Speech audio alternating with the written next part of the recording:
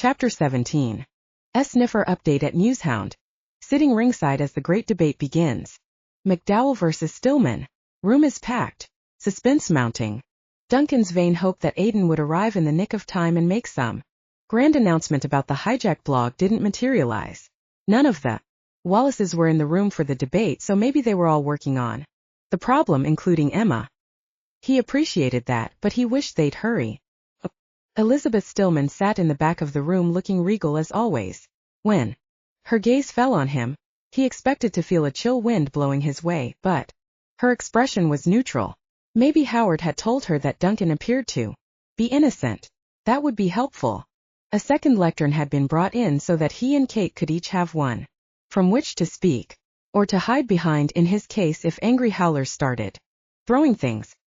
He'd never experienced standing in front of an audience where some of the listeners were openly hostile. He spent most of his time looking at the woofers, who gave him smiles of encouragement. The howlers continued to stare at him as if he were the spawn of Satan and would sprout horns at any minute. At least Neil, the moderator for the debate, liked him. Or more accurately, Neil fawned on him. Duncan was willing to accept fawning as opposed to outright hate. Neil had managed to find a small lapel mic with a battery pack attached, so he wasn't tied to any certain spot.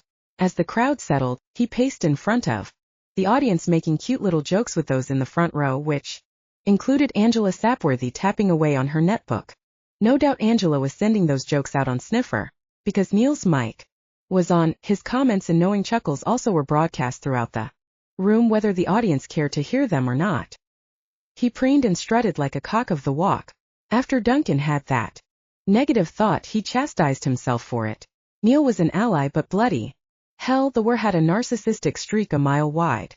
At last Neil paused dramatically and intoned in a deep voice, "It is time." Duncan couldn't stop himself from looking over at Kate, and he discovered she was looking back.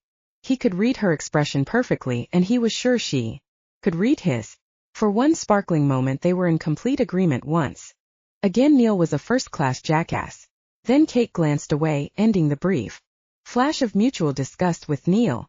"Throughout the weekend we've gathered questions from the delegates," Neil said. "We'll get to as many as we have time for. I'll alternate between the debaters, allowing Kate to answer first and then have Duncan rebut and switch around the next time. I'll be timing your answers." He held up a stopwatch. "Before we begin asking the questions," Neil continued, "our president has suggested that we give Kate and Duncan each 2 minutes for an opening statement to set the stage, as it were. I'll toss a coin to see who goes first. Heads it's Duncan, tails it's Kate." He tossed a quarter in the air and caught it behind his back. "Heads. Give it up for the king of the woofers." Duncan winced. He'd hoped that title had died on Saturday morning, but no such luck. His supporters gave him a rousing welcome interspersed with woof, woof, woof. He gazed at his cheering followers and wondered if one of them, or more than one, had conspired to hijack his blog today. Neil held up his stopwatch. 2 minutes, Duncan. And go. Duncan hadn't prepared an opening speech, but he knew what he wanted to say. "Earlier today many of you saw a blog post with an inappropriate picture in. I want to take this opportunity to tell you I had nothing to do with that post or the blatantly fake picture. Whoever hijacked my blog, whether you did because you support me or because you don't, I am sadly disappointed that you chose to do so. You've distressed me, and you've greatly distressed my worthy opponent." When he fell silent, Neil turned to him. "That's it? You have time left." "That's it."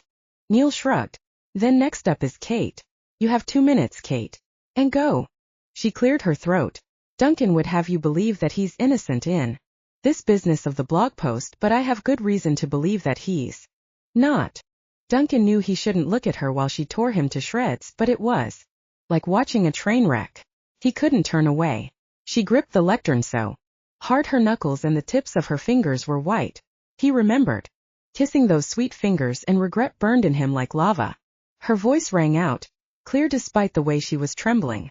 "On Friday night, when Duncan and I were snowbound, we had a conversation about television shows, and I told him of my fondness for the Force and my silly crush on the lead actor. It's no coincidence that actor was chosen for the photoshopped picture of me." Angry murmurings rose from the purple shirt block. That alone might be enough to incriminate him, but in addition on Saturday night while we worked on the mission statement I confided my concerns about my sister Penny. He may have known something about her situation before, because it's no big secret, but he got all the details last night. He used the information I trustingly gave him to create that abomination of a blog post. That's all I have to say. Bring on the debate. The discontent from the howlers grew louder. Duncan began to appreciate how someone might feel facing a lynch mob. If this howler group thought they could get away with it, they'd find a rope and a tall tree. He thought about his brother Colin and how much he would hate having the family name covered in mud. Then he forced himself to settle down. He was innocent and eventually he'd clear himself of suspicion somehow and all would be well. He had to believe that his entire reputation and that of the MacDowells would not be ruined because of one crazy hacker. Alrighty then. Neil consulted a stack of index cards in his hand. First question, which goes to Kate because Duncan won the right to the first opening statement. Here we go. If Brad Pitt were the last male on the planet, either were or human, would you mate with him? Why or why not? And don't worry, Duncan, the question is altered for you. We're not going to ask you whether you'd have sex with Brad Pitt. It was a question designed to break the ice, and a ripple of laughter eased the tension before all delegates focused on Kate. Of course I would mate with him, Kate said. You're talking about the future of both wers and humans. In that case there is no choice. But ask me if I'd choose Brad Pitt, who is gorgeous, over an old somewhat mangy wer who is not, and I choose the wer every time. Our kind needs to band together, and that includes mating. The howlers cheered and howled their approval. Neil turned to Duncan. Substitute Angelina Jolie in that question and give me your answer.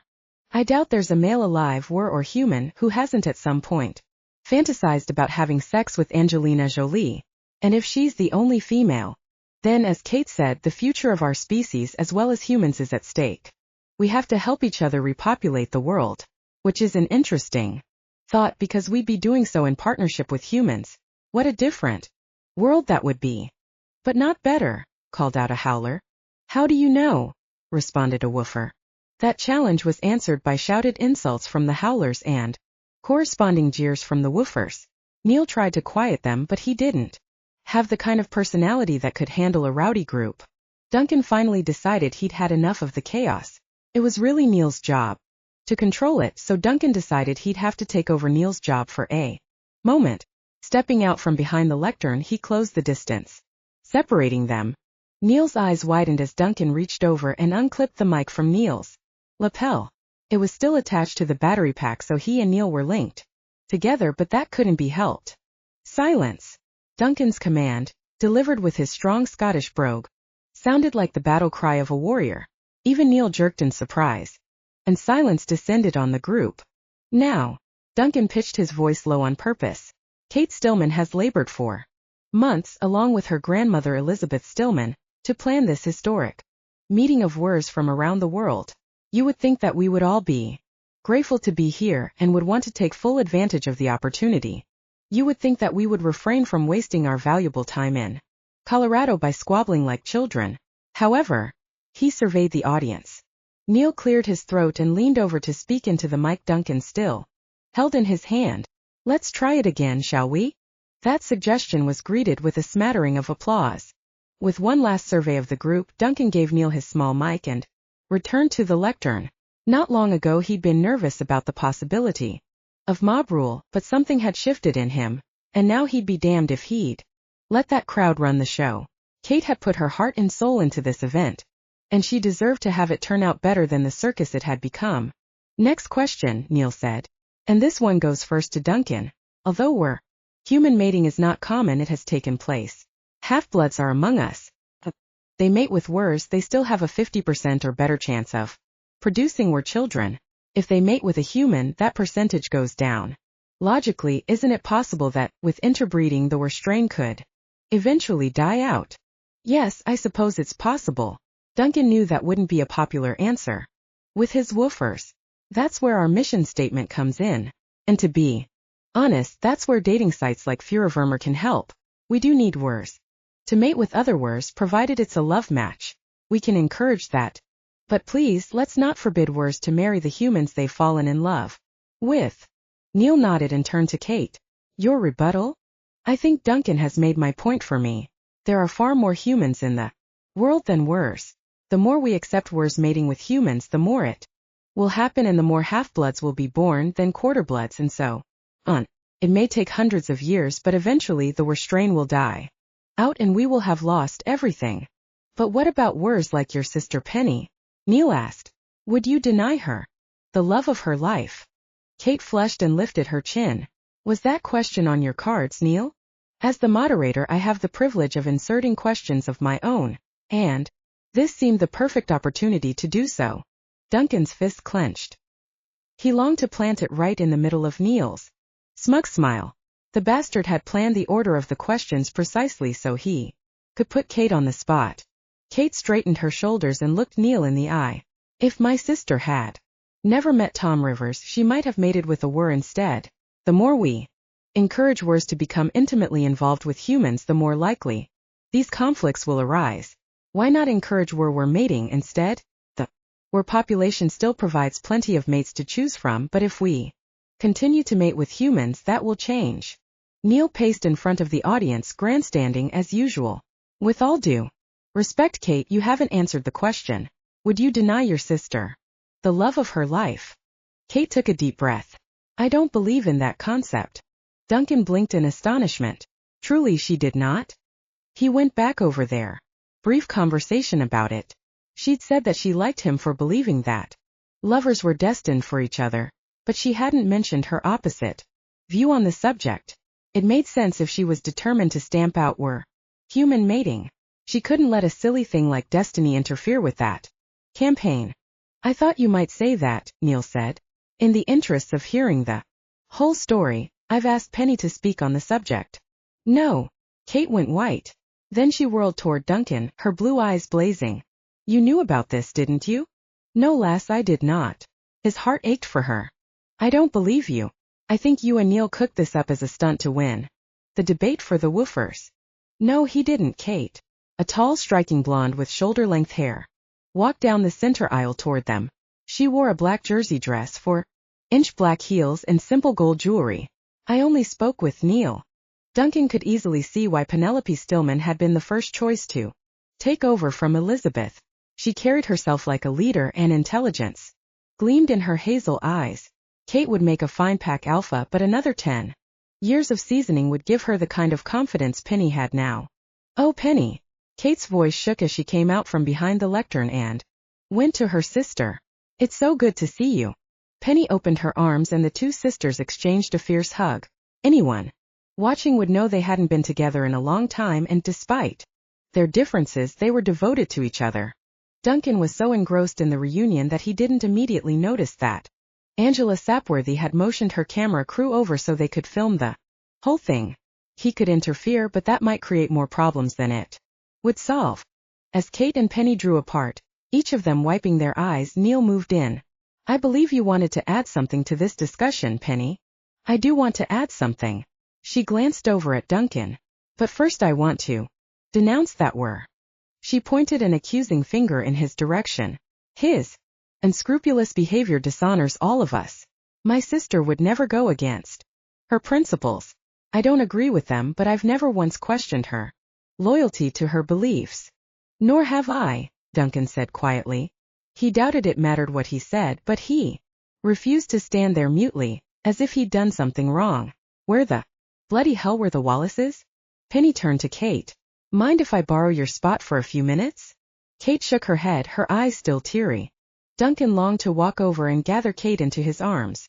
She looked utterly destroyed by this surprise visit. After hearing of her fear for her sister, Duncan could only imagine what was going through Kate's mind. He doubted she was worried about losing the debate. She was probably far more worried about the danger Penny had placed herself in by coming here. She would have had to make up some story to tell her mate Tom and their children some really good excuse for why she'd gone to the lodge. He wondered how many of those lies had piled up over the years, and what it had done to their relationship. Maybe he was about to find out. Penny took her place behind the lectern and adjusted the mic because she was taller than Kate. I'm glad to see that this conference is so well attended. And I congratulate my grandmother and my sister on a successful event. Everyone could applaud that uncontroversial statement. You are dealing with some tough questions, and although I have to be very careful how often I check the news in the world, as you can imagine, I've followed this growing debate as much as I dared. I have a huge investment in the outcome. Woofers gazed on her as if she were an angel from heaven, while the howlers remained openly suspicious. As some of you may know, when I married Tom, excuse me for using human terminology, but I've grown used to it, I made the decision not to reveal my nature, which would force him to keep the secret from his family and friends. She gazed around the room. In my mind, it was that or give him up. Then she looked over at Kate. Begging your pardon, little sister, but you don't know what the hell you're talking about when you say there's no such thing as one true love. Tom is mine, and if you're lucky, you'll find yours. Hope for your sake he's were. Kate said nothing, but her jaw tightened. Duncan also hoped her one true love would be were, because he couldn't imagine the conflict in her heart and soul. If he happened to be a human, it could tear her apart, and he couldn't bear the thought of that. I will say, though, Penny continued, that having this lie between Tom and me gives me great pain. Many times I've been on the brink of confessing everything, but then I realized that would be selfish. I'd only transfer the burden from me to him, but I would love to think that someday I'll be able to tell him the truth, because wers and humans will have come to accept each other. I pray for that day. Thank you. The woofers cheered, woofed, and stomped their feet as she made her way back to Kate. They exchanged another tight hug, and then Penny walked back down the center aisle. She paused to embrace her grandmother before leaving the ballroom. The howlers sat there as if they'd all been shot with a stun gun. For that matter, Kate didn't look much better. As she took a deep breath, her body quaked in reaction. Duncan decided enough was enough. She could barely stand, and he couldn't in good conscience continue this debate. He no longer cared whether he was following protocol or Neil's schedule as he spoke into his microphone. I don't care if you're a howler, a woofer, or someone who's in between. You have to be touched by Penny's story. To me, it illustrates the complexity of this issue and the problems wers face, especially female wers, when they choose to mate with a human. Forget the slogans and the sound bites.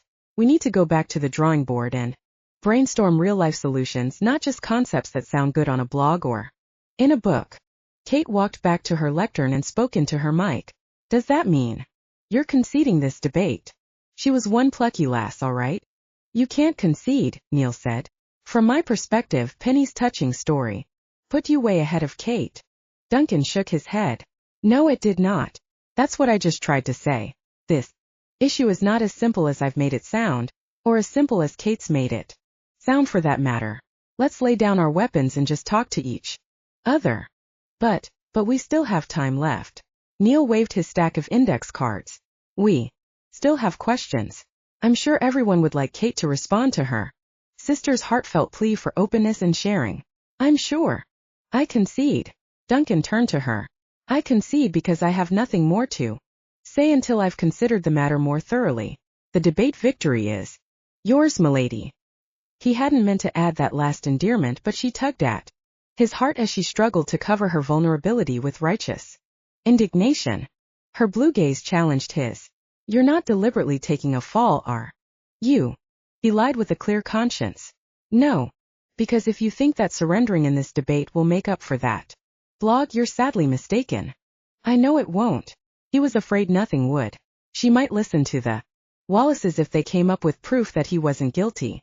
But once Kate got an idea into her head, she didn't let go easily. It was one of her best traits, but also one of her worst. Then I accept your concession, Kate said.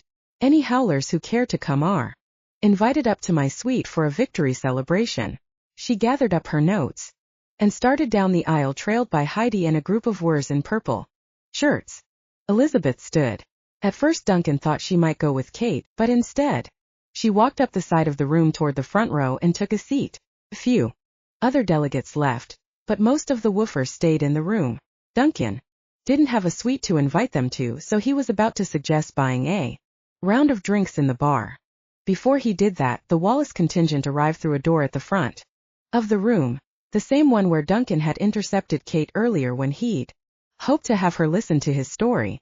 Howard led his two sons Aidan and Rourke and their mates Emma and Abby inside. The cavalry had arrived, but they were too late, at least for this round. Kate and her followers were on their way upstairs, and he wasn't going to chase them down, especially when he didn't know what Howard had to say.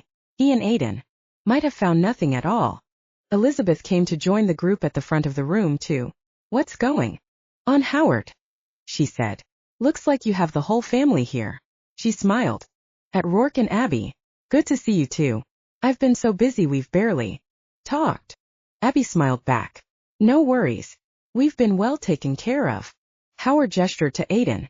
"My son did most of the work on this, but we all did some digging, background checks, internet searches, anything we thought would help. As you can imagine, this issue is dear to our hearts, and we didn't like the ugliness that developed today." Aidan stepped forward. "First of all, Duncan, your blog site is ridiculously easy to hack. I could have put up anything I wanted in a matter of seconds. You need to fix that, and I'll give you some suggestions about it later." "Thanks." Duncan wished to hell Kate could be here for this, but surely she'd get the information eventually. Anyway, the short answer is yes, someone hijacked your site and posted that unauthorized blog. With a little more time, I should be able to identify the hacker or hackers depending on how well they covered their tracks. "I'd be very interested to know that information," Duncan said. "I'd say it's likely to be one or more of the Howlers," Neil said. Duncan himself had suspected Jake, but something in Neil's attitude made him study the blonde more closely. "Why would you think that?" "Makes sense. Howard was elected president and the mission statement leaves plenty of room for the woofer agenda. The pendulum swinging that way. I even wondered if my cousin might have done it." Duncan's instincts sharpened. "You think Kate would post up a picture of herself in bed with a human?" That was so far removed from the Kate he knew as to be laughable. Yet Neil was offering the possibility with a straight face. "Why not? She looks like an innocent victim and you look like a jerk." "Great. For her, lousy for you." Except that Duncan knew that Kate didn't play the game that way. She wasn't a double dealer. Neil was, though. He wouldn't trust Neil further than he could throw him, which wouldn't be far because the guy was packed with muscle. Then everything clicked into place and he felt like an idiot for not seeing before. Neil, who wanted to steal the pack alpha position from Kate, would do whatever it took to rattle her this weekend and make her look bad. Neil surely knew about her favorite TV actor, and he had all the information on Penny too. "It was you, wasn't it? Or you and some tech-savvy delegates, because I doubt you have the brains to pull off something like that without help." Rage began to bubble deep in his gut. Neil gave him a wary look. "That's ridiculous. Of course it wasn't me." "That's a strong accusation, Duncan," Howard said. "You might want to retract it until Aidan does some more sleuthing." "I don't care to retract it." Duncan held Neil's gaze and could see guilt lurking there. "I know who it was, sure as I'm a Scotsman." The rage filled his chest now, demanding release. He swore he could hear the pipes playing. Neil sneered. "You don't know a damn thing, MacDowell. You're bluffing." "Nay, I'm not bluffing. And to prove it, I challenge you to settle this the traditional way, as worse." Elizabeth sucked in a breath. "Let's not be hasty." "She's right, MacDowell. Don't be hasty. You'd have no chance against me. Outweigh you, and I can outfight you." He was probably right.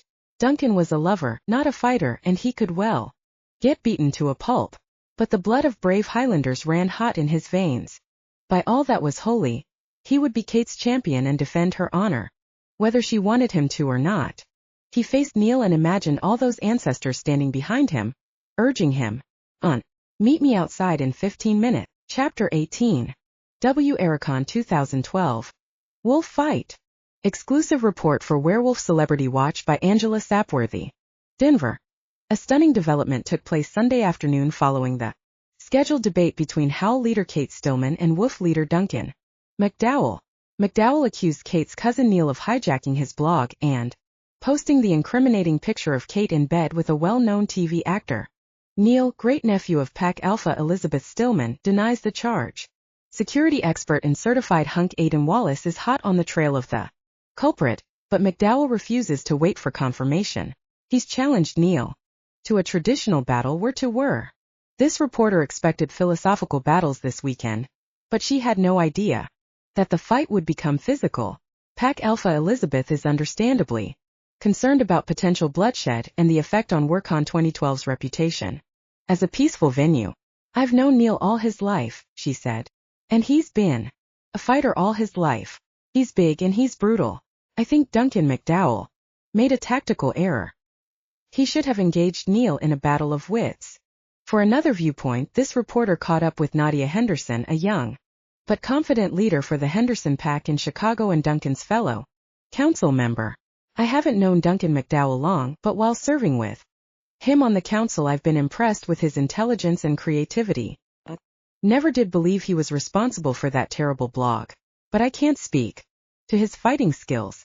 I hope he uses his intelligence out there because Neil looks as if he could make mincemeat of Duncan. Dear reader, don't make the mistake of thinking Duncan MacDowell is small. He weighs in at 210, according to his profile on the Wereweb. But Neil Stillman is listed at 250. His profile names more than 20 wars he's defeated in wolf-to-wolf combat. Duncan MacDowell has no list at all. Will he survive? Follow me on Sniffer at Newshound to find out. Kate submerged herself in the welcome chatter of howlers enjoying each other's company. None of the male howlers had shown up, as if they knew this would be mostly a female event in Kate's suite. She had considered making a special point to personally invite Jake Hunter as a goodwill gesture, but he'd slipped out of the ballroom before she could do that. And frankly, she was too exhausted to care. If the mission statement was adopted at 5 this afternoon, which was only 30 minutes away, Jake would abandon ship anyway. Heidi raised her wine glass. Down with woofers. Someone else raised hers. Up with howlers. A chorus of loud howling followed and Kate joined in. She'd had one crappy day and she was ready to unwind with her supporters. She wanted to forget about mission statements, photoshopped pictures, lectures from her grandmother, surprise visits from her sister, and most of all Duncan MacDowell. Of course he realized now that he should never have posted that blog and he was trying to get back in her good graces by handing her the victory in the debate. No matter what he said, he'd done it to try and mend the rift between them. Howard must have told him he had to because they were both on the council and needed to work together. She would work with him though despite hating his guts. That's what a leader had to do, and she understood that far better after this weekend. She'd had a real object lesson in leadership. Yes, she'd made a couple of mistakes maybe. More than a couple, but she'd learn from them and go on. She'd have a chance to demonstrate her new understanding tonight at the gala ball to mark the end of the conference. In an hour or so she'd leave this private party and go check on the preparations for that. Once she knew everything was going according to plan, she'd come back upstairs and get into her red sequin dress. She'd rather not go at all, but a leader didn't sit up in her room because she didn't feel like making an appearance at the final event of a conference she'd helped organize. A leader put on her big girl panties along with her sparkly clothes and attended with a smile. How do woofers get human females into bed? Shouted someone on the far side of the suite. I don't know, someone called back. How do they get them into bed? They spike their drink with woofies. That was greeted with more enthusiastic howls. The noise became so deafening that Kate didn't hear the doorbell until whoever was out there leaned on it for several seconds. She raised her voice. Hey, everyone, pipe down a minute. Someone's at the door. Carrying her wine glass, she went to the door still laughing about the woofies joke. Maybe this was just a late arriving howler who decided to join the party. She opened the door, and her smile of welcome faded. Her grandmother stood on the other side looking upset. She wore a coat and boots over her elegant conference outfit. I called your cell but you didn't answer. Sorry, Grandma. She stepped into the hall so she could hear. What's wrong? You have to get downstairs. Duncan's going to fight Neil Werewolf. What? Why would he do that?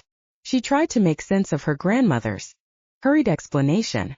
It seemed that the Wallaces had confirmed that Duncan's blog had been hijacked and Duncan was convinced Neil was the culprit. The moment her grandmother said it, Kate saw the situation clearly at last. Neil would have known about the TV actor, and he certainly knew about Penny. Neil wanted to throw her off her game and the blog was one more way to do it. Go get your boots and coat, Elizabeth said. We'll take your elevator. Right. Open the bookcase. I'll be right there. Kate turned and ran back into her suite. Everyone. Duncan and Neil are going to fight. I want everyone down. There so we can stop it. Why stop it? Heidi sounded mystified. We hate Duncan and we don't much like Neil either. Sounds like a great fight to me. I'll bring popcorn. Kate raced into her bedroom, yelling over her shoulder. Duncan didn't put up that blog. Neil did. Throwing open her closet door, she pulled out her coat and a pair of short boots without laces. Carrying them, she ran back into the living room and over to the corner where the bookcase stood open, revealing the elevator behind it. All the howlers stared at the elevator except Heidi, who had seen it in operation. Kate clutched her coat and boots and followed her grandmother inside the etched glass cubicle. I'll lead the charge down the stairs, Heidi said. Meet you there, Kate. Thanks, Heidi. Kate leaned against the glass and pulled on her boot as the elevator started down. He cares for you, Kate. Elizabeth buttoned her coat. That doesn't mean he should make this kind of sacrifice. She pulled on the other boot. It's ridiculous. Apparently he doesn't think so. Well, I do. Neil will crush him. She shoved her arms into her coat sleeves. Riding in the elevator brought back memories of the late-night run with Duncan. He's not used to the altitude and Neil is. Besides being lighter, he'll get winded faster. I hadn't thought of that. Well, he should have. He found out when we raced last night. And I thought he was so smart. But he's stupid. He should never have challenged Neil to a war fight. Maybe we'll make it in time. I hope to hell we do. Her chest tightened with fear at the thought of Duncan ending up bloody. Or worse, what if Neil cripples him? He's capable of that. He fights hard and he fights dirty. I should know. Elizabeth sighed. I remember those days. You two fought all the time. And he didn't fight fair either. If the fight wasn't going his way, he'd grab a stick or throw a rock or pretend to give up and then turn around and slug me. I know his tricks, but Duncan doesn't. The elevator slid to a stop. Opening the door, she glanced back at her grandmother with a silent question. Go ahead. Go. You can move faster than I can. I'll be right behind you. Kate didn't need any more urging. She stepped into the tunnel, pushed through the revolving exit door, and emerged into the sharp cold of late afternoon. To her right, a crowd formed a circle around a small clearing behind the lodge. She ran toward that crowd. The site had been used for such challenges in the past, but Kate had never seen that happen. She only knew the spot as a place for playing lawn games in the summer and having snowshoe races in the winter. She did not want to remember it as the field upon which Duncan MacDowell spilled his precious blood. It was precious especially to her. As she pushed her way through the circle to the front, she admitted just how precious the apparent betrayal of his blog wouldn't have hit her so hard if she hadn't already begun to care for him. She would stop this fight. She had to. But the sight that greeted her when she was finally able to see what was happening inside the circle turned her blood to ice. She hadn't seen Neil in war form in a long time, and he looked even bigger than she remembered. Even his blonde fur puffed out and seemed to add to his bulk. Nothing about him was small, not his massive chest, his broad head, his powerful jaws, or his immense paws. Yet Duncan faced him without apparent fear. His head held high confidence, shining in his gray eyes. His lustrous fur gleamed like polished ebony against the white snow. Kate imagined that white snow flecked with blood and shuddered. Stop it. She walked toward the two wolves, her boots crunching on the snow. I forbid this. She wasn't sure she had that authority, but it was worth a try. She stepped between the wolves, but she faced Duncan and looked into his eyes. I don't want you to do this. She knew he could understand her spoken words. Even though he couldn't respond, telepathy only worked between words. No doubt. He was exchanging heated messages with Neil. Please, Duncan. It's not worth fighting over. Let Howard and the council decide what sort of punishment Neil deserves. It's not up to you. Behind her, Neil snarled. She glanced over her shoulder and her temper flared. Don't you dare snarl at me, you bastard. Neil snarled again and bared his teeth. A low, rumbling growl told her that Duncan was ready to answer that snarl. She turned back to him. Do not fight him, do you hear me? He met her gaze, and she thought she saw a twinkle of amusement in those gray wolf eyes. Elizabeth thinks you're doing this because of me. That better not be true. He simply stared at her. So help me, Duncan MacDowell, if you challenge Neil because of some stupid Scottish code that says you have to defend my honor, Forget about it. He backed up a few paces. Good. You're rethinking this. That's good. Just keep backing up and leave the circle. Physical violence solves nothing. No.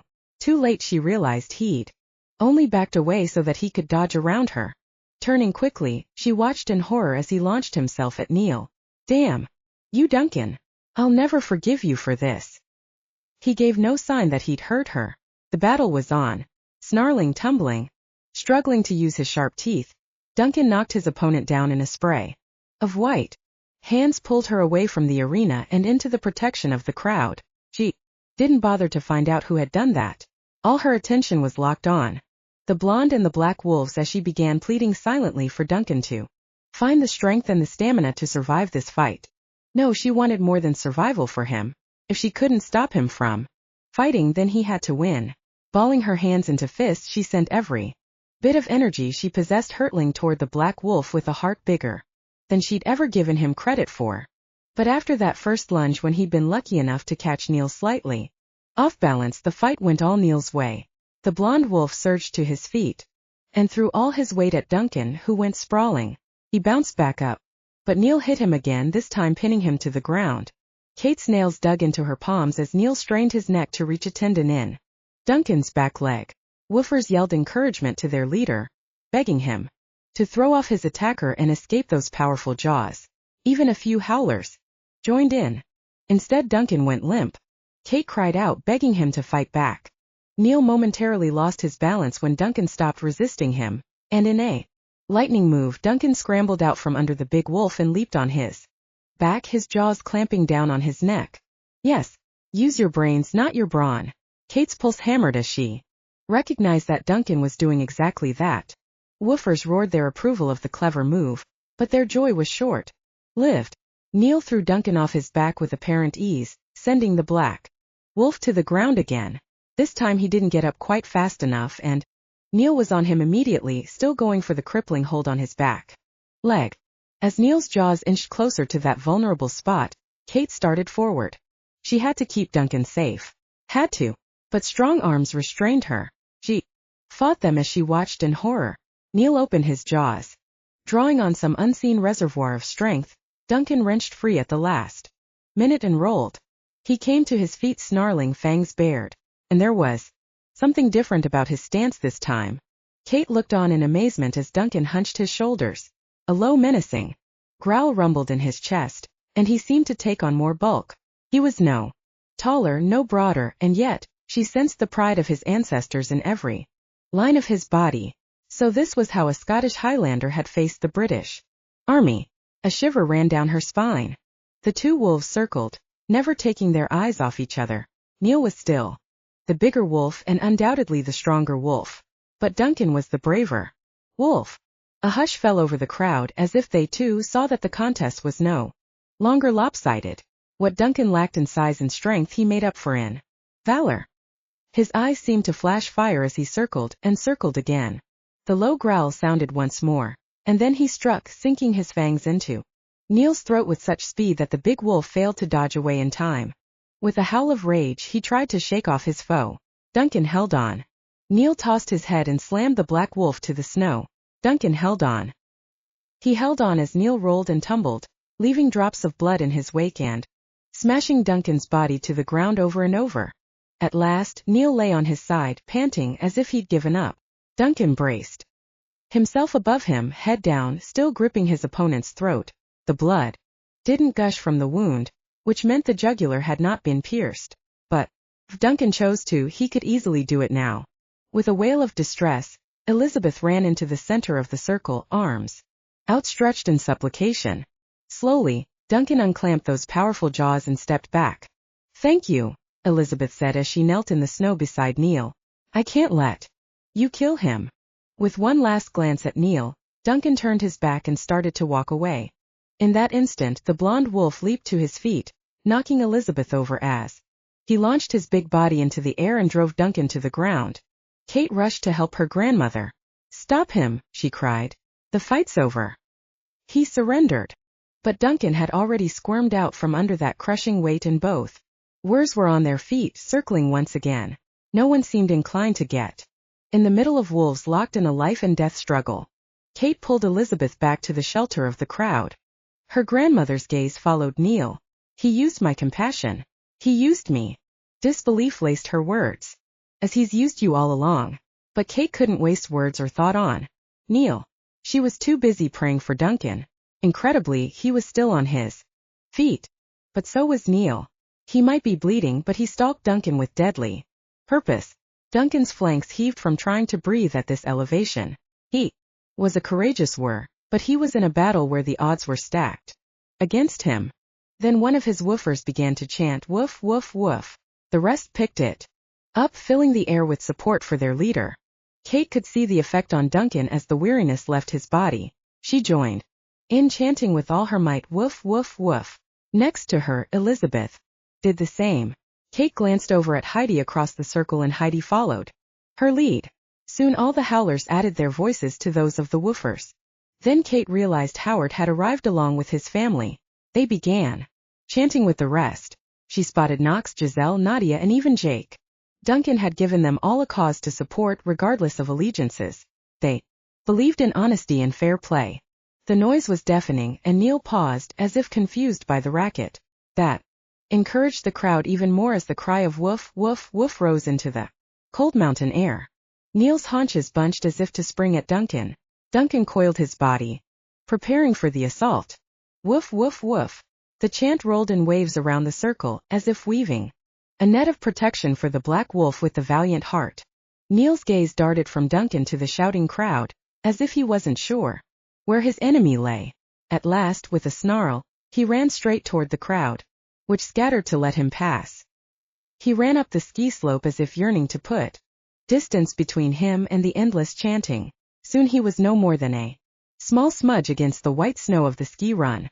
Tears streamed down Kate's cheeks as Duncan stood on wobbly legs and accepted the cheers from a circle of wers finally united by his unwavering courage.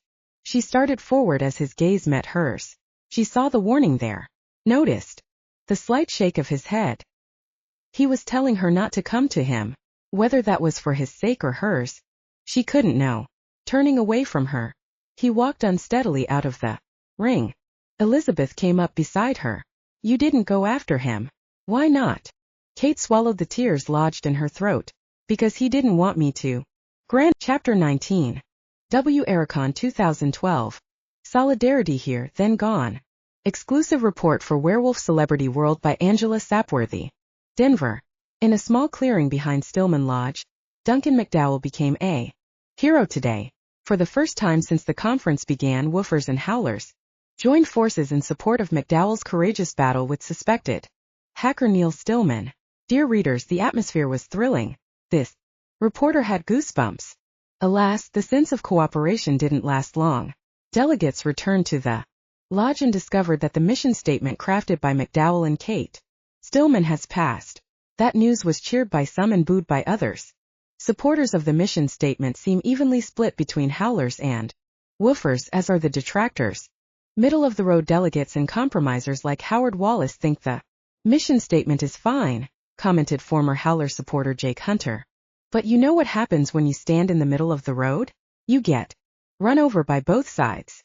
Jake, whose rugged good looks still get my motor running, was observed in the bar trying to recruit disenchanted howlers to his new organization, Werewolves Against Random Mating or WORM. Jake says he's already submitted his resignation to the War Council, which he claims has stacked the deck in favor of woofer principles. When asked his opinion about Kate Stillman and HOWL, Jake was refreshingly blunt. I respect Duncan MacDowell and Kate Stillman, but they've become too cozy for my tastes. Kate's personal involvement with MacDowell renders her HOWL movement irrelevant. WORM is the new standard-bearer for the cause. Jake said he may or may not attend the gala schedule tonight, but this reporter will be there, hoping to see Duncan MacDowell in a kilt. As for Neil Stillman, is he gone for good? Or not? Follow me on Sniffer at Newshound for all the news on glitter, glamour, and celebrity sightings. Duncan staggered through the lighted tunnels and back to his room before the crowd recovered its wits enough to come after him. He was grateful for that, because if they'd wanted to do something symbolic like carry him off the field on their shoulders, he might have passed out. Bloody hell, how he ached. He Hoped the pain in his left hind leg was a sprain and not a break. Kate had told him not to fight Neil, and no doubt he should have listened to her. Now that WOW existed, werewolves had a governing body that could deal with the behavior of renegades like Neil. Choosing to call him out had been a demonstration of the ego Kate had railed about when they'd first met. Apparently she was right about the size of it, and now he was paying for his overblown sense of honor. Worse yet, she'd almost committed political suicide out there when she'd started toward him. He couldn't allow her to damage her standing with howlers because he'd been an idiot. His phone, which he'd left on his nightstand, had been ringing ever since he'd pushed through the revolving door that led back into his room. He ignored it and stretched out on the floor beside his bed. Shifting back to human form would not be pleasant, but he knew that doing so would help speed the healing. Gritting his teeth, he shut out the sound of the phone and concentrated on his shift. His leg throbbed, and as the shift moved relentlessly through his body, he felt as if he were being stabbed with hundreds of sharp knives. After an eternity in which he almost wished Neil had finished him off, he lay naked and trembling on a carpet that was fine, but not the same grade as he'd enjoyed in Kate's suite. His leg still hurt, but not as much as before he'd shifted. Carefully moving it back and forth, he decided it wasn't broken. His phone had stopped ringing, but a second later it started again. Gripping the side of the mattress to steady himself, he rose to his knees, wincing as his battered body protested. He glanced over at the phone. The light blinked rapidly, indicating messages left, stopped ringing again, and beeped as another message was placed on it. Reaching over, he pressed a button to turn the damn thing off. The human in him protested that he needed to respond to those messages, but the wolf in him was stronger, and the wolf wanted to retreat and lick his wounds. Neil would be doing that too. Being bested in a fight was one thing. Having an entire group of wers turn against him was worse. A were-needed community, pack and identity. Few thrived as a true lone wolf. In other words, Duncan's impulsive challenge had probably created more of a problem than it had solved for the Stillman pack. No wonder Kate had said she'd never forgive him for this. He might have transformed an annoying wer into a dangerous one. Of course, he also could have killed Neil, but he wasn't a killer. He couldn't say the same for Neil, though. That wer would have crippled him, or worse if he'd been able to, and his fury would only grow as time went by. Duncan vowed to stay alert during the 12 hours or so he would remain in Colorado. Rising carefully to his feet, he tested his leg again. Thank God for the healing power of wers. If he stayed off it as much as possible for a day or so, he should be fine. No more challenging wers. He brought a pair of sweats along, and he took those out of his suitcase and put them on, along with his University of Edinburgh sweatshirt. Better. He was beginning to feel more human again. He smiled at his own little joke. Checking the time, he thought about the event tonight, the gala ball that was supposed to be the conference's grand finale. He'd rather miss it, but that would be bloody rude, especially after all the support he'd received from the delegates during that fight. He wouldn't relish the attention he'd inevitably get, though. He didn't want to be hailed as a hero when in fact he'd caused the Stillman pack more difficulties in the long run. Angela Sapworthy would be lying in wait for him too. She'd be bound to ask that typical question about whether he wore anything under his kilt. As he contemplated that unpleasant thought, a rap sounded at his door. He hoped he hadn't somehow conjured her up by thinking about her. Fortunately, he had a peephole in his door and could check to see who was out there. Maybe it was Kate. His heart beat a rapid tattoo, thinking it might be her. If so, he'd fling wide the door, pull her close, and beg her to forgive him for making everything worse with his out-of-control ego. If he could hold her, maybe she would find it in her heart to go easy on him. He didn't expect he'd ever be allowed to make love to her again. That would be asking too much. But he would very much like to hold her in his arms one more time before he got on that plane. To his great disappointment, Kate was not outside his door, but to his great relief, neither was Angela Sapworthy. Instead, he saw Elizabeth, her image distorted by the rounded lens of the peephole. Even distorted, she managed to look regal. She'd lifted her hand to rap again when he opened the door, startling her. "Oh, you are here." She gave him a swift, thorough glance. "And on your feet. That's an encouraging sign. May I come in?" "Of course." He stepped back and she walked into the small room that contained only a bed, one easy chair, two nightstands, and a dresser on which stood his smallish flat screen. He gestured toward the easy chair. Please have a seat. Thank you. She looked a little less pulled together than usual. Her blonde hair was windblown, her lipstick was gone, and her pale green wide-legged pants were stained and damp all around the hem. She settled into the chair and surveyed the room. We should have found you a better one than this. It's perfectly fine. He sat on the edge of the bed and faced her. Mentioning that he hadn't actually spent a night in this room would be indelicate, so he didn't point that out. Howard's left several messages on your phone. Others have too. I turned it off. I needed to hide in a cave for a little while.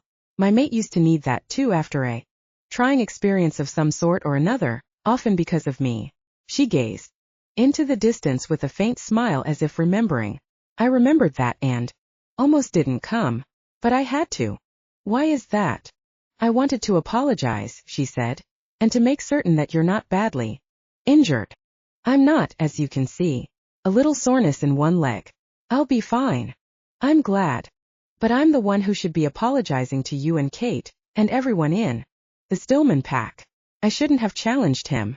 It was an arrogant and rash decision, and I regret it. You were defending your honor. And Kate's. That sounds wonderfully noble, doesn't it? But after what happened out there, you will have a nasty problem on your hands. We'll deal with my great-nephew. A hard glint flashed in her eyes.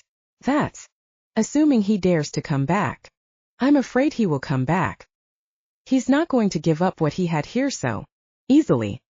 He's liable to be a thorn in your side for a long time, and I regret that more than I can say. I hope someday you'll be able to forgive me. Her beautifully arched eyebrows lifted. You're asking for my forgiveness? After my interference almost got you killed. Your interference didn't really change anything. I was prepared to let him go and walk away. The outcome would have been the same with or without your well-meaning gesture. I was never going to kill him. But you had him by the throat. Her manicured hand went to her own throat. I thought. I only wanted him to yield. I thought he had. That would have been enough to satisfy me. He put up a terrible blog that dishonored the word that dishonored Kate. That deserves some type of punishment, but certainly not the death penalty.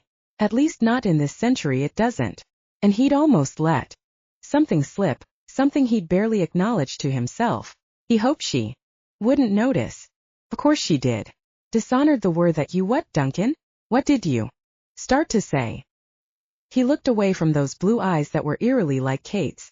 Elizabeth saw too much, guessed too much. And why wouldn't she? She'd been there for his primitive demonstration of how a male especially a Scots defends the honor of his chosen female.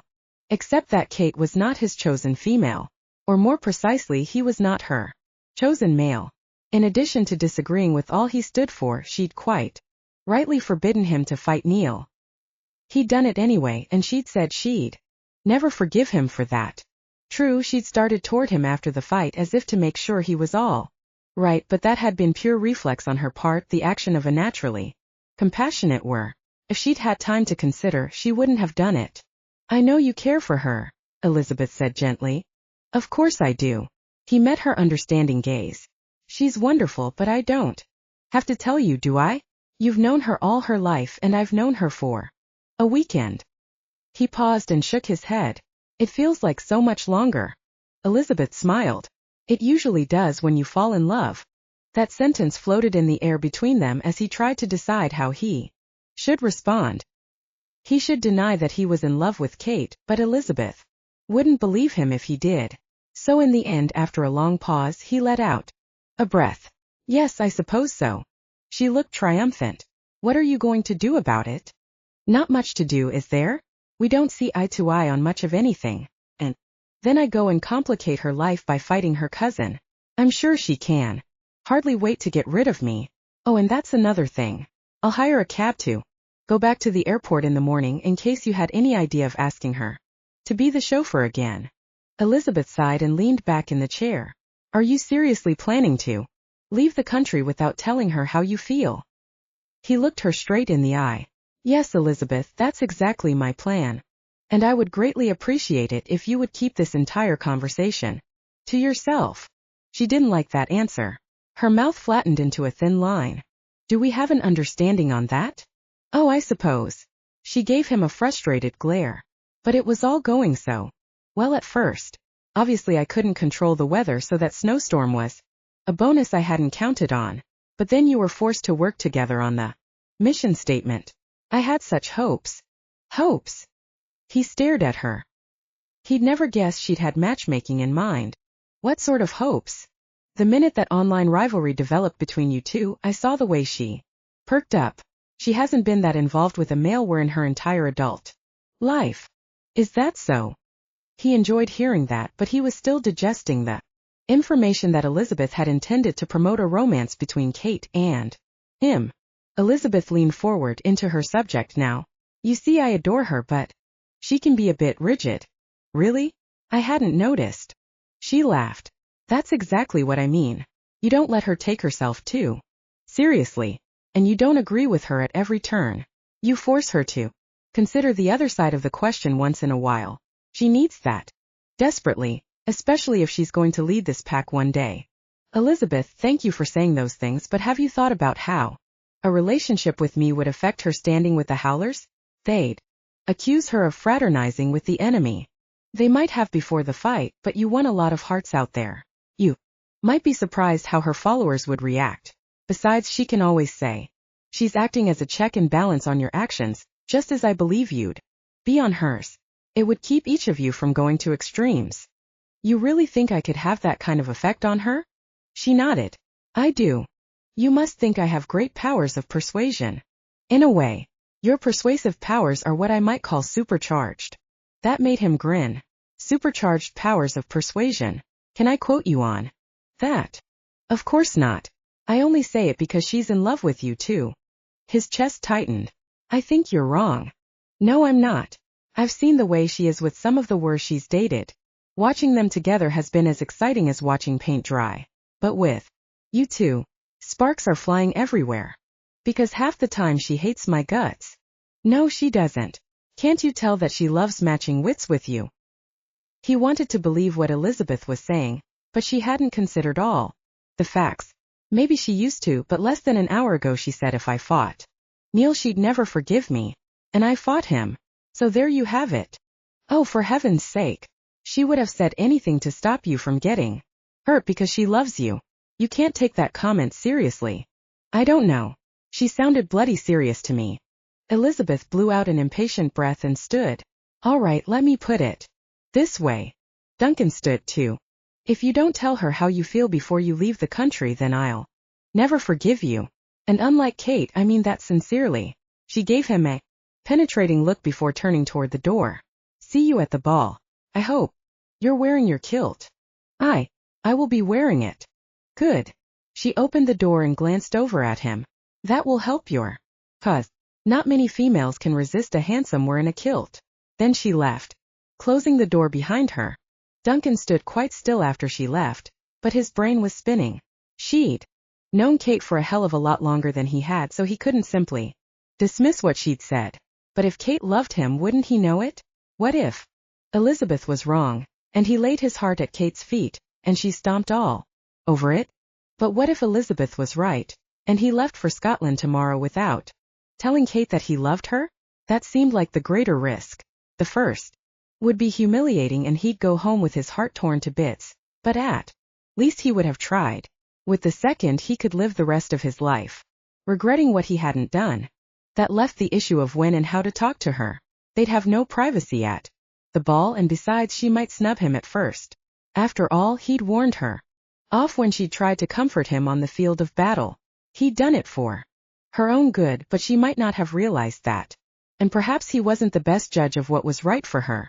He should simply tell her how he felt, and let her decide if she would allow that to affect her life, including her fight for the cause she believed in. The idea that they'd balance each other out appealed to him. Maybe, just maybe, it would appeal to her. Walking to his closet, he took out his kilt and laid it on the bed. Elizabeth was also right about the lure of a kilt. He'd use that lure. He needed all the help he could get. He only had to decide whether to wear it. With or without. Kate circled the ballroom, making sure that the buffet tables were properly placed near the setup for the bar. The musicians tuned up on the dais, and round tables had been brought in, covered with white linen, and arranged in a semicircle to create a dance floor. Kate had chosen the centerpieces herself. Each table held a small globe in a brass stand set into a wreath of pine sprigs and small pine cones. White votives tucked into the wreath would add atmosphere once the lights were dimmed and the candles were lit. She'd had such high hopes for this final party. She'd imagined it as a joyous finale to a successful conference. But if she were honest with herself, she'd also painted a rosy picture of delegates, adopting her agenda as they realized that WER should band together instead of mingling freely with humans. Duncan's views hadn't figured into her vision of the conference at all. In hindsight, that had been naive of her, but maybe she'd hung out with howlers for so long that she thought the delegates would immediately see the sense in the howler creed. They wouldn't want to risk eventual annihilation by supporting the woofers' reckless plan. Instead, the woofers remained strong and may have gathered more recruits after Duncan's heroic battle in the snow. Meanwhile, she'd heard rumors that Jake Hunter had started a new group and was coaxing howlers to abandon HOWL and join him in campaigning against human mating. When she'd texted Howard, he'd confirmed that Jake had resigned from the council. They'd need a replacement, and she wanted it to be another howler. She'd suggested Heidi, but the rest of the council would have to vote on any nominee. At least Howard had assured her he wouldn't put either Aiden or Rourke's name in the hat. He understood that would smack of nepotism, and Kate shuddered to think how the council would govern with a member who was already mated with a human. Gazing at all the globes resting in their brass holders, she remembered the thrill of walking into this room on Saturday morning and hearing all the different accents. She'd reveled in the excitement generated by delegates who traveled halfway around the world to attend this historic event. It was still historic, she reminded herself. Without this conference, WERs would be forced to make difficult choices without hearing all sides. Nothing else, all sides had been heard this weekend. She still believed in her vision of the future, but she wasn't the only voice out there. Penny's voice was out there too, and she couldn't ignore what Penny had said. During the debate, Neil had asked Penny to speak so she'd sabotage Kate, but in the end, Kate was glad she'd made that speech. Ever since hearing it, Kate had been reevaluating her thoughts about love and destiny. History was riddled with stories of lovers who claimed they were meant for each other, even when everything seemed against their love. Maybe love wasn't always neat and tidy. Maybe love sometimes created challenges to test those who were drawn to each other. Of course, these thoughts brought her to Duncan MacDowell.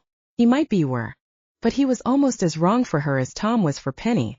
They disagreed on the most basic issues. They lived an ocean apart. And perhaps most important of all, Duncan had stated loudly and publicly several times this summer that he intended to mate with a human someday. So, given all that, why did she yearn for him in a way that she'd never yearned for any other WER? Why did making love to Duncan feel as if she'd found the other half of her soul? And why had she died a million deaths watching him out on the field of combat this afternoon? Why had his refusal to let her comfort him cut so deep? Now that she'd had time to think about that, she realized that he could have warned her off because he'd been thinking of her reputation. Although the howlers had supported him in this uneven fight, they might not be crazy about their leader openly embracing the king of the woofers. She'd been concerned about that very thing herself 2 days ago when she hadn't wanted her followers to know what went on in the cabin. But she no longer cared what they knew. Associating with Duncan was not going to taint her in some way. If the howlers thought so, then that was a rigid stance she couldn't tolerate anymore, and she'd step down from her leadership position. Penny would say her thinking had changed because she'd found her one true love. Kate could almost see her big sister lapsing into big sister mode as she smiled indulgently at Kate and welcomed her into a secret club that she'd finally become eligible to join. Had she, though? She still resisted the concept because it implied that she was Duncan's one true love, his destiny, his fate. But he didn't want to mate with a WER, which left her out entirely. In his own way, he was as dedicated to mating for political reasons as she was. And yet he'd said he believed in love and destiny. She remembered that quite clearly. They'd been discussing it right before they shifted to go out and play in the snow and do other things in the snow. things that made her hot every time she remembered them. But good sex didn't necessarily mean he was her one true love or she was his, did it? All this love and destiny nonsense made her head ache. Penny, she muttered. It's quite possible that you're full of crap. With one last glance at the ballroom, she went upstairs to put on her sparkly clothes. Chapter 20. Sniffer update at NewsHound. As attention focuses on the glittering gala ending Werecon 2012, rumors fly that Neil Stillman lurks in the shadows. Nervous before heading to the ballroom, Duncan answered all the messages on his phone. Except for one. Neil had shifted to human form at least long enough to locate his phone and send a cheesy threat. Watch your back, woofer. Could be an empty threat too. Neil wouldn't have the nerve to show up when a party was in full swing. Neil was a bully, and he'd counted on his brawn to give him the victory. Because that hadn't worked out, he'd look for some other way to catch Duncan at a disadvantage. Confronting him in a crowd made no sense. Duncan left his room and immediately was hailed by other Wers coming out of their first-floor rooms. He thought he might be the only one wearing the costume of his native country, but he grinned happily at the sight of the Mexican delegate in a black sombrero and a Zorro-like outfit while his mate wore a tiered skirt, a peasant blouse and a flower in her hair. The Swiss delegate coming from the other direction was dressed in short pants, lederhosen, and a hat with a feather in the brim. All three asked how he was feeling, although he still had a shooting pain. Whenever he put pressure on his injured leg, he assured them he was in fine shape. He'd get enough unwanted attention as it was. They joined the other Wers streaming into the lobby and down the wide hallway to the open doors of the ballroom. Duncan recognized the sound of live music and wondered if the evening would include dancing. He could manage something slow without too much pain, and if he could lure Kate onto the dance floor, he could use the time to ask for a moment alone. The ballroom had been transformed. Its former businesslike atmosphere of folding chairs and lecterns had been replaced with soft lights, flickering candles, fine linens, and joyful music. He glimpsed colorful costumes from every land, from Russian pantaloons to Japanese kimonos. Best of all, the delegates had left their logo t-shirts and slogan buttons in their rooms. Duncan noticed the small globes in the center of each table and wondered if they had been Kate's idea. The spirit in this room tonight illustrated what they'd tried to convey in the mission statement. He knew from a quick phone discussion with Howard that the mission statement had passed, but he also knew a vocal minority was unhappy about that. Yet as concerned Wers came over to inquire about his health, not a single one mentioned the controversy. It seemed that the delegates had checked their politics at the door so they could enjoy the evening. Still, he braced himself as Angela Sapworthy approached. Her long black dress was sprinkled with what seemed like a million rhinestones. Her spiked hair was also covered with rhinestones. She would have blinded him in full light, but candles helped mute the effect. Still, she made his eyes hurt. Duncan MacDowell, may I have a word? Which word did you have in mind? I know several. She tittered. You're so droll.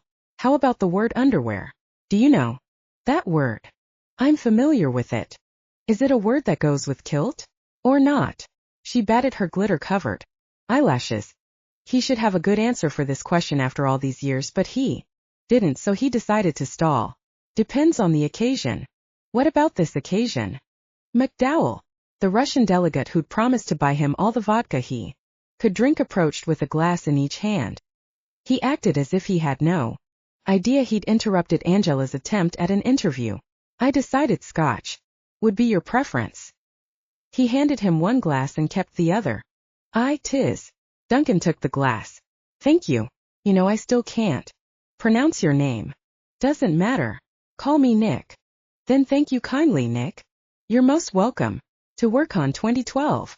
Nick tapped his glass against Duncan's. Here, here. Duncan took a sip. To the Worldwide Organization of Werewolves. Another tap. To WOW. To. Nick looked over at Angela. I'm sorry. You don't have a drink. You can't toast with us if you don't have a drink. He put his arm around her. Let's go get you one. Duncan grinned as he watched them leave. That little save had been worth 20 drinks. He'd find Nick later and tell him so. And he'd eventually figure out how to pronounce his whole name.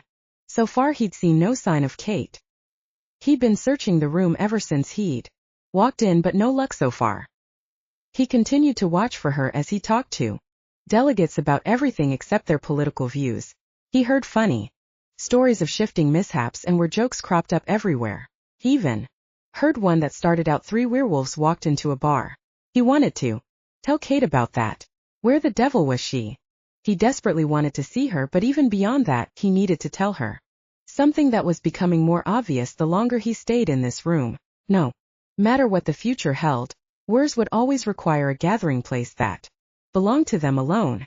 Their experience as Wers set them apart from humans, and they understood each other. Non-shifters, or the shifting disabled as one woofer had suggested calling them, just wouldn't get it. He wasn't giving up his dream of a day when Wers and humans interacted with full knowledge that they weren't the same species. That secret was causing too many rifts among families where interspecies mating had already taken place. But this special gift of where solidarity had to be protected. He wanted to tell her that. So far, however, she hadn't made an appearance. Surely she wouldn't hide in her room. She had more intestinal fortitude than that. He hadn't seen Elizabeth either, and when he did, he planned to ask her where Kate was. He was growing impatient. The band ended their latest song, and that was another thing. He'd heard several that would have been perfect for dancing. Other couples had taken the floor, and he'd been asked to dance more than once and had declined. He was waiting for Kate. The band broke into a jazzy little riff, and suddenly there she was, climbing the steps of the dais behind her grandmother. A spotlight followed them to the microphone in case anyone might miss their entrance. Considering the glittering picture they made, that wasn't likely. Pride swelled in his chest as he watched Elizabeth and Kate take center stage. Elizabeth wore a flowing floor-length gown made of an iridescent material that shimmered in ever-changing colors as she moved. She wore an extravagant necklace of amethysts and diamonds, and those same gems dangled from her earlobes. Duncan appreciated the grace and style of her outfit, but he spent very little time looking at it. He spent quite a lot more time staring at Kate's red form-fitting dress, covered in sequins. Elizabeth's outfit was lovely, but Kate's, the plunging neckline, had surely drawn the attention of every male in the room. As if that weren't enough to send their libidos into overdrive, the skirt had a slit up the side that ended dangerously halfway up her creamy thigh. A ruby pendant dipped tantalizingly close to her cleavage, and she'd worn her hair piled on top of her head to show off ruby earrings that brushed her shoulders. Duncan was so entranced that he took an unconscious step forward, as if he needed to reach her before any other were got the jump on him. Fortunately, he snapped out of his daze before he made a complete ass of himself. He'd made a semi-ass out of himself, though, because those on either side of him gave him a knowing glance, and the Russian delegate winked. They knew his besotted state was obvious for all to see. Therefore, he might as well confess that to her soon and get it over with. Besides, if he didn't act quickly, she was liable to have 6 more offers before the night was out. He couldn't imagine that any single were in the place wasn't thinking of Kate in very lustful ways. Woofer or howler, they were all normal male werewolves with typical reactions. He hoped that Jake Hunter wasn't here, but the minute he had the thought, he spotted Jake from the corner of his eye. Jake seemed as transfixed by Kate as Duncan was. And to top it off, the bastard was wearing a tuxedo. Duncan hoped that Elizabeth was right about the lure of kilts, because Hunter had bloody well dressed to impress. Elizabeth took the microphone first while Kate stepped back. Welcome to our party. She lifted her arms and the crowd cheered. Duncan listened for woofs and howls but didn't hear any. Good. He hoped the evening would remain apolitical for everyone's sake, especially his. This atmosphere could aid his cause by helping focus on the positives in their relationship instead of the negatives. I'm pleased to see that you're all having such a great time, Elizabeth said. Thank you all for coming to Werecon 2012. Stillman Lodge is honored to have hosted all of you this weekend, and we would love to see you all back here for Werecon 2013. More cheers greeted that suggestion. Duncan wondered what his life would look like a year from now. He was beginning to hope it might be very different, but uncertainty still gripped him. So much depended on Kate's reaction to what he had to say, and he couldn't predict what it would be. I only need 1 more minute of your time, Elizabeth said. Before you return to a much-deserved celebration, please give a round of applause to the person who worked very hard to make this conference happen, my granddaughter Kate Stillman. Stepping back, she motioned Kate toward the mic. The applause was deafening. Instead of howls or woofs, the air was pierced by loud whistles and cries of Kate, Kate, Kate. Duncan was quite sure he'd made an ass of himself because he was surely the loudest of them all. Thank you all. She swallowed and swiped her fingers quickly under eyes. Thank you, she said again, her voice husky. This weekend has surpassed my wildest dreams. And it couldn't have happened without my grandmother. Turning, she started another round of applause for Elizabeth, who came back to the microphone and slipped an arm around Kate. Elizabeth leaned toward the mic. Now go enjoy yourselves. As the band played another catchy sequence, both women started down the steps. Duncan had already begun to move. He probably shouldered a few male wares out of the way as he headed for the base of the steps. Too bad. When they reached the bottom, he planned to be there, and he would beat Hunter to the spot too.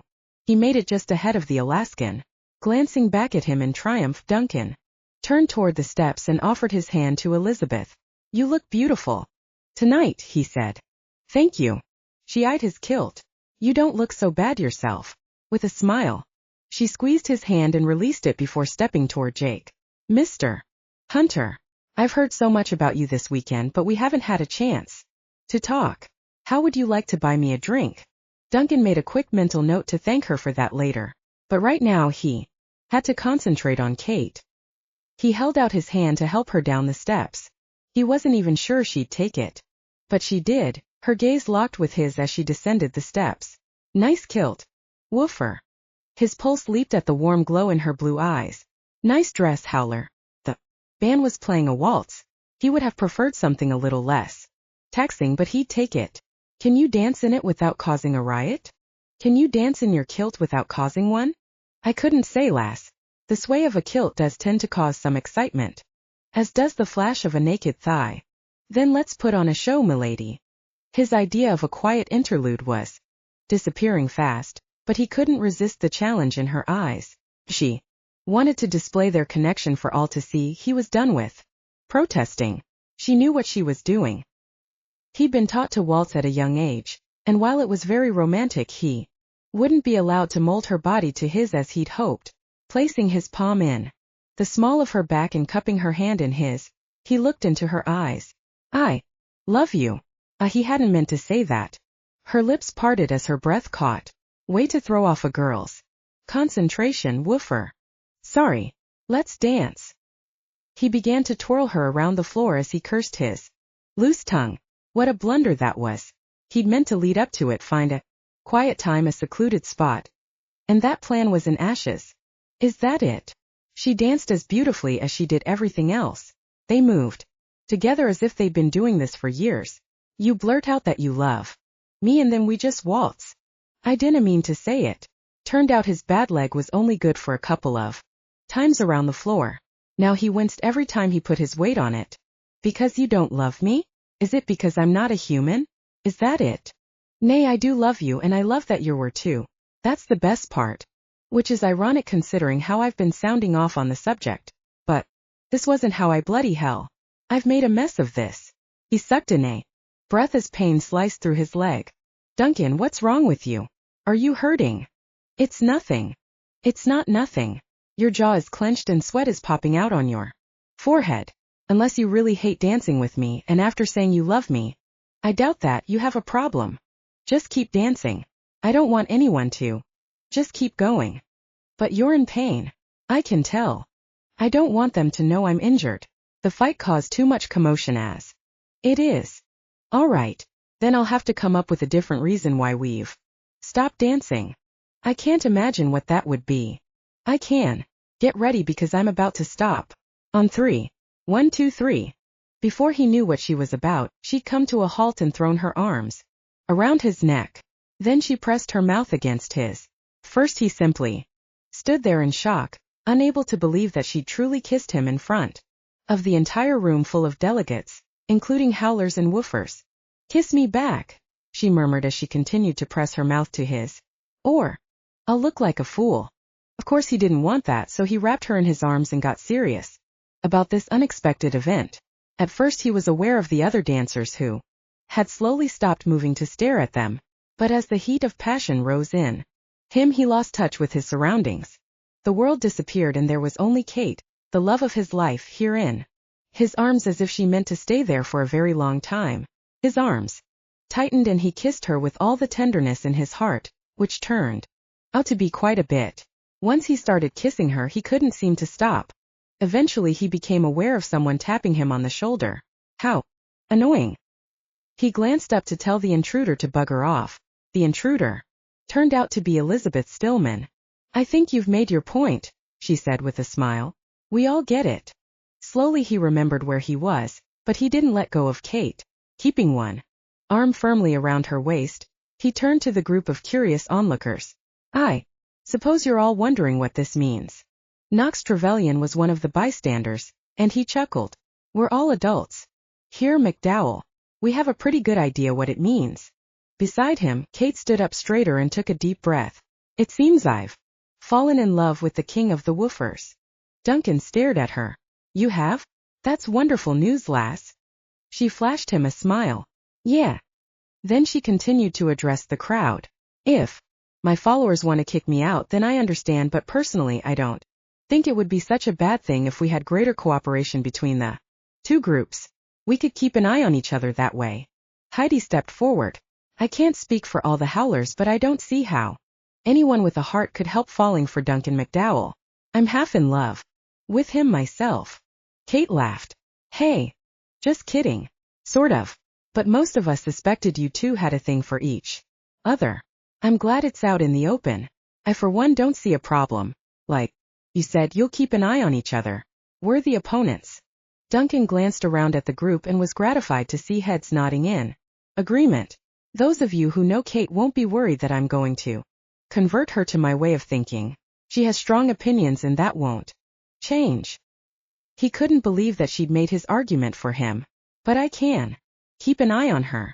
And she can do the same with me. Fine speeches, Elizabeth said. Well done, both of you. She handed Kate a small evening bag. Here's your purse, dear. Now get out of here. I'm sure you have better things to do than hang around this ballroom. That brought another laugh, but Duncan thought it was a fine idea. We do at that. As they left the ballroom with their arms around each other, Kate lowered her voice. Lean on me if you need to. Nay, lass. I can make it under my own power. He gritted his teeth. But it'll be good to stretch out. We'll take the hotel elevator to the 3rd floor. Don't want to be seen leaving like a cripple. No, you'll be seen leaving like a we're eager to be alone with his lover. Elevator is faster than stairs. He was in no mood to argue, so he walked with her into the spacious elevator. She punched a button for the 3rd floor. Holding her close by his side, he gazed into her upturned face. Did you mean what you said back there? Did you? He was willing to go first. It must have been bubbling up in me waiting to get out. I couldn't stuff it down another second, and out it popped. I love you, Kate. I think I loved you before I met you, but once I glimpsed you in the airport with that furry hat and your blonde hair peeking out, I was a goner. As the elevator creaked upward, she smiled at him. I think I loved you before I met you too, woofer. You and your torch and the ability with a tire iron. And your ability with all that you're hiding under your kilt. He laughed. You're wondering, aren't you? I am. It's part of the mystery of a kilt. On this side of the ocean we're told that a true Scotsman wears nothing underneath. Are you a true Scotsman? You'll find out soon enough, won't you? I could find out now. She eyed the drape of his plaid. Not yet. I want to preserve the mystery a little longer. Your grandmother said that a kilt made a powerful lure, so I want to make sure I have you well and truly caught before I reveal my secrets. As they walked down the hallway toward her suite, their arms still wrapped around each other, he couldn't imagine a moment when he'd been happier or more filled with anticipation for the future. At the door to her suite, Kate paused to dig the card key out of her tiny purse. Duncan tried not to be impatient. The night was still young and they had it all to themselves. She found the key and opened the door. Did you get anything to eat while you were down there? Do you want something from the kitchen? He guided her inside and turned to lock the door behind them. All I want is right here. He drew her into his arms. Now that's so touching, said a voice that Duncan knew only too well. Kate gasped and stiffened in his arms. Dread sent a cold chill up his spine. He pushed Kate behind him as he turned to confront Neil leaning in the archway that led to the living room. His neck was bandaged, but otherwise he looked strong, and he held an ugly gun in his hand. "Come on in," Neil said. "I wasn't sure whether Kate would come back alone or with you, but having both of you here is terrific. You're earlier than I expected, which is good. We've run out of things to talk about and could use some company." Behind Duncan, Kate quivered, either from fear or rage. "Penny and I, we have a little proposition for you."